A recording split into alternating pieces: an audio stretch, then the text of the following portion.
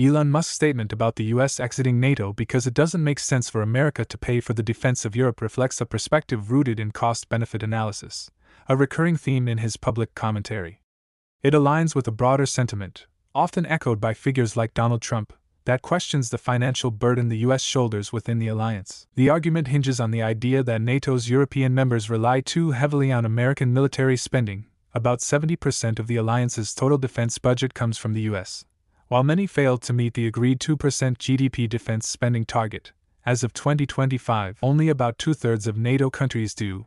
On one hand, there's merit to the frustration. Europe collectively has a GDP comparable to the US, yet its defense capabilities lag, partly due to post-Cold War disarmament and a reliance on US leadership in areas like intelligence and logistics. Musk, as someone focused on efficiency, think Tesla or SpaceX, might see this as an imbalance ripe for disruption. Why should American taxpayers foot the bill for a continent that could, in theory, stand on its own? But the counterpoint is strategic, not just financial.